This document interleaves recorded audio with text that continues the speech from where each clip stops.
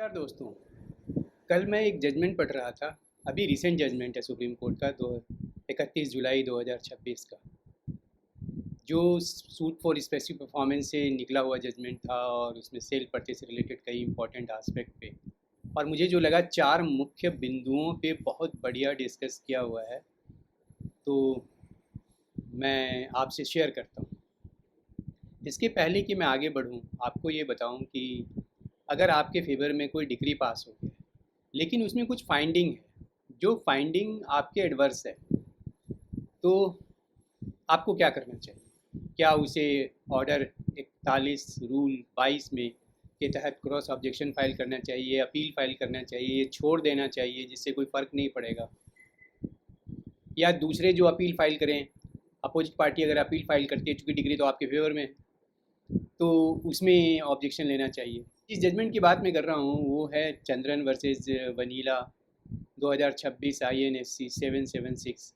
और जो चार इम्पॉर्टेंट आस्पेक्ट है उस पर मैं आपसे अभी चर्चा करूंगा, लेकिन उसके पहले ये बता दूं एक डिस्क्लेमर सा कि जो ये डिस्कशन है वो इन्फॉर्मेशन के पर्पज़ से है, इसको आप लीगल एडवाइस मत लीजिएगा। तो सबसे पहला इशू जो मुझे उस जजमेंट में, वनीला वाले जजमेंट में अच्छा लगा कि डिग्री आपके पक्ष में है लेकिन आपके खिलाफ एडवर्स फाइंडिंग है, तो क्या करें? क्या उसको चुनौती दें, उसको चैलेंज करें? तो ट्रायल कोर्ट आपके पक्ष में डिग्री कर देती है। जजमेंट में कोर्ट ने ये फाइंडिंग दे दिया कि आप कोई लीगल रिक्वायरमेंट पूरी नहीं कर रहे हैं, या आपका कंडक्ट में कोई कमी है, या किसी इशू को आपके खिलाफ दे दिया, या आपके बारे में कोई एडवर्स ऑब्जर्वेशन दे दिया। चूँकि डिग्री आपके फेवर में है तो अपोजिट पार्टी उसको अगर चैलेंज करती है तो आपको क्या मौका मिलता है, या क्या आपको सेपरेट अपील फाइल करना चाहिए, ये बात समझते हैं। मोटे तौर पे ये समझिए कि अगर आप डिग्री को बचाना चाहते हैं, डिग्री को चैलेंज नहीं करना चाहते, या कोई एडिशनल रिलीफ नहीं आपको चाहिए कोर्ट से, तो आपको चैलेंज करने की ज़रूरत नहीं है। आपको एडवर्स फाइंडिंग अगर जो आपके खिलाफ है उसको आप, जो दूसरी पार्टी जब चैलेंज करेगी तो आपको मौका मिल जाएगा अपनी बात कहने का। तो इसका सुप्रीम कोर्ट में जो जवाब मिला वनीला वाले जजमेंट में, मैं वो आपको बताता हूँ। सुप्रीम कोर्ट ने कहा कि रिस्पोंडेंट चूँकि डिग्री को सपोर्ट कर रहा है और उसको कोई एडिशनल रिलीफ भी नहीं चाहिए, तो उसको चैलेंज करने की या क्रॉस ऑब्जेक्शन फाइल करने की कोई ज़रूरत नहीं। याद रखिए, फाइंडिंग को चैलेंज करना और डिग्री को चैलेंज करना दो अलग अलग चीज़ें हैं। तो अभी वनीला वाले जजमेंट के फैक्ट को समझते हैं थोड़ा, तो इससे जुड़े हुए जो तीन और मुद्दे हैं जो मुझे बहुत अच्छा लगा और जो मैं आपसे डिस्कस करना चाहता हूँ वो आपसे बात करूँगा। पहली बात तो ये है कि ये एक suit for specific performance file हुआ था जिसमें परचेजर ने सवा करोड़ सवा दो करोड़ में एक एग्रीमेंट किया था। एग्रीमेंट के साथ साथ उसके हस्बैंड, जो परचेजर था, उसके हस्बैंड के फेवर में पावर ऑफ अटॉर्नी भी हो गया कि भाई आप इसको बेच सकते हो, कंसिडरेशन अमाउंट ले सकते हो। और इस एग्रीमेंट में एक चीज़ और लिखा हुआ था कि कोई पार्टीशन सूट है उसमें एक्स पार्टी डिग्री को सेटिसाइड कराना है, और जिस दिन वो सेटिसाइड हो जाएगा उसके 60 दिन के अंदर अंदर पूरा पेमेंट करना है। बाद में डिस्प्यूट हो जाता है और फिर जो परचेजर है वो suit for specific performance file करता है, ऑल्टरनेट प्रे करता है कि जो पैसा उसने दिया है उस पर इंटरेस्ट के साथ उसको लौटाया जाए। तो ये उसका सूट फॉर स्पेसिफिक परफॉर्मेंस होता है। जो डिग्री पास करती है ट्रायल कोर्ट स्पेसिफिक परफॉर्मेंस के लिए तो मना कर देती है, डिक्लाइन कर देती है उस रिलीफ के लिए। कहती है हाँ तुमने पैसा दिया है, तुम्हारा पैसा वापस हो जाएगा 15% इंटरेस्ट के साथ। चार्ज क्रिएट कर देती है प्रॉपर्टी पे। सेक्शन 55(6) ट्रांसफर प्रॉपर्टी एक्ट के तहत कि जब तक पेमेंट नहीं आता तब तक प्रॉपर्टी पे वो चार्ज क्रिएट रहेगा। आयर था वो चैलेंज करता है, चूँकि स्पेसिफिक परफॉर्मेंस को अलाउ नहीं हुआ था तो वो चैलेंज करता है। तो जो बायर के चैलेंज को मद्रास हाई कोर्ट स्वीकार कर लेती है और उसको सूट फॉर स्पेसिफिक परफॉर्मेंस में डिग्री मैटर सुप्रीम कोर्ट पहुंचता है, गैर चल जाता है। सेलर ने लिया था कि हमने जो एग्रीमेंट टर्मिनेट किया था उसको इन्होंने चैलेंज नहीं किया, परचेजर ने। तो जब तक वो चैलेंज नहीं होगा तब तक सूट फॉर स्पेसिफिक परफॉर्मेंस दिया ही नहीं जा सकता, रिलीफ दिया नहीं जा सकता। तो सुप्रीम कोर्ट ने ये कहा कि अगर सेलर ने यूनिलेटरली टर्मिनेट किया है एग्रीमेंट को, और एग्रीमेंट में टर्मिनेशन का कोई प्रोविज़न नहीं है, तो उसके उस टर्मिनेशन को रिपुडिएशन लिया जाएगा, एग्रीमेंट का रिपुडिएशन लिया जाएगा, और उसके लिए उसको डिक्लेरेशन मांगने की ज़रूरत नहीं है specific for suit for specific performance में।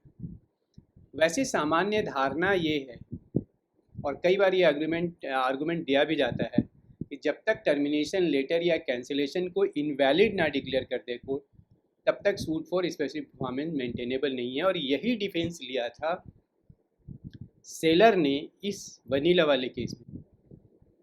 आसान भाषा में दो परिस्थितियाँ हैं। पहली परिस्थिति ये है कि कॉन्ट्रैक्ट में सेलर को टर्मिनेट का स्पष्ट कॉन्ट्रैक्चुअल राइट दिया हुआ है। ऐसे टर्मिनेशन को चैलेंज करने के लिए डिक्लेरेशन की आवश्यकता है। अगर एक्सप्रेस वे में सेलर के पास ये पावर है कि वो कॉन्ट्रैक्ट को टर्मिनेट कर सकता है, तो नहीं तो डिक्लेरेशन की ज़रूरत नहीं है। अब जो तीसरा इशू मैंने बताया आपको, तीसरा इशू इस केस में बहुत बढ़िया डील किया गया है कि रेडीनेस एंड विलिंग्स में पैसा का कब अवेलेबिलिटी होनी चाहिए, या केवल पैसा होना पर्याप्त है। क्योंकि हम सभी जानते हैं कि अगर स्पेसिफिक परफॉर्मेंस का सूट फाइल किया है परचेजर ने, तो उसको ये दिखाना होगा कि उसके पार्ट का जो ऑब्लिगेशन है उसको पूरा करने के लिए वो हमेशा ही कैपेबल था, मतलब रेडी था, और विलिंगनेस भी थी उसने प्रयास भी किया अपने ऑब्लिगेशन को पूरा करने का। तो इस संदर्भ में चेजर का जो आर्गुमेंट था कि सेलर ने तो कहीं भी ये लिया ही नहीं है कि पैसा, कि मेरी रेडीनेस नहीं थी, मेरी कैपेसिटी नहीं थी पे करने की। कोर्ट ने कहा कि सेलर ने लिया या नहीं लिया, ये हमेशा से ओनस आपका है। अगर आप स्पेसिफिक परफॉर्मेंस का रिलीफ चाहते हैं तो ये आपका है कि आप प्रूव करें कि आप रेडी थे और विलिंग थे हमेशा से अपने पार्ट के ऑब्लिगेशन को पूरा करने की। प्लेंटिफ को इस परिस्थिति के अनुसार ये दिखाना पड़ता है या दिखाना चाहिए कि उसके पास परचेज प्राइस अरेंज शुरू से थी, और उसके पास वास्तविक क्षमता थी, जो कॉस्ट है, जो प्राइस है प्रॉपर्टी का, वो उसको पे करने का, और उसके फंड्स उसके पास उपलब्ध थे। उसने अपने हिस्से का पेमेंट करने के लिए प्रयास भी किया, जो विलिंगनेस थी उसको दिखाना होगा कि भाई जब भी जो भी उसका स्पेसिफिक पीरियड था, जिस पीरियड में उसको पेमेंट करना था, उसने प्रयास किया, कोशिश किया पेमेंट करने का। और सुप्रीम कोर्ट ने यहाँ पे एक बहुत ही इम्पॉर्टेंट जजमेंट है NP थ्रुगनानम का वर्सेस R जगन मोहन राव 1995 का जजमेंट है, जिसमें एक प्रिंसिपल को इनंसिएट किया गया, दोहराया गया कि the continuous readiness and willingness on the part of plaintiff is a condition precedent to grant the relief of specific performance. Continuous word को यूज़ किया गया। तो एक महत्वपूर्ण बात जो आती है कि केवल ये कह देने से कि मेरे पास पैसा था, मैं तो हमेशा रेडी था, ये अपने आप में सफिशिएंट नहीं है। आपको ये भी प्रूव करना होगा, आपको डॉक्यूमेंट लगाने होंगे जिसमें बैंक स्टेटमेंट है, या पेमेंट का अरेंजमेंट का कोई डॉक्यूमेंट है, कोई कॉरेस्पॉन्डेंस है, अपनी विलिंग्स दिखाने के लिए नोटिसेज हैं, चिट्ठियाँ हैं, मैसेजेज हैं। क्योंकि आपका जब भी स्पेसिफिक परफॉर्मेंस का रिलीफ के लिए कंसिडर किया जाएगा, तो आपके प्रीवियस कंडक्ट, फिनेंशियल कैपेसिटी को देखा जाएगा, और तभी कोर्ट डिसाइड करती है कि आप स्पेसिफिक परफॉर्मेंस के रिलीफ के लिए इंटाइटल हैं या नहीं हैं। इवन कि जब भी जो रिसेंट अमेंडमेंट आया है, उसमें भी रेडीनेस एंड विलिंगनेस को प्रूव करना उतना ही ज़रूरी है जितना पहले था, अमेंडमेंट के पहले था। इस केस में भी एग्रीमेंट से लेकर फाइनल एडजुडिकेशन के बीच में 2 दशक 20 साल से अधिक का समय बीत गया, और इसी चीज़ को देखते हुए सवाल जो उठता है कि क्या केवल डिले के कारण स्पेसिफिक परफॉर्मेंस से इनकार किया जा सकता है। देखिए, डिले हर एक केस में पैटर्न नहीं होता, लेकिन स्पेसिफिक परफॉर्मेंस एक इक्विटेबल एंड डिस्क्रिशनरी रिलीफ है, कोर्ट के डिस्क्रिशन पे है। तो जो समय बीतता है तो उससे जो हार्डशिप क्रिएट होती है उसको कोर्ट कंसीडर करती है।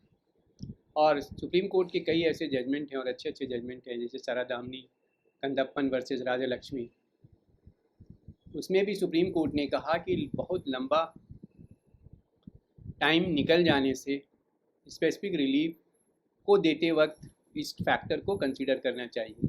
तो कोर्ट किन बातों को ध्यान देती है? सबसे पहला तो क्या सूट फाइल करने में कोई डिले हुआ है? दूसरा कि क्या प्लेंटिफ का कंटिन्यूस कंडक्ट ऐसा था कि उसको ये रिलीफ डिस्क्रिशनरी रिलीफ दिया जाए या स्पेसिफिक परफॉर्मेंस का रिलीफ दिया जाए? प्रॉपर्टी के वैल्यू में कितना परिवर्तन हो गया है? क्या कोई थर्ड पार्टी राइट क्रिएट हो गया है या डिफेंडेंट के लिए अब मुश्किल है उस एग्रीमेंट को पूरा करना?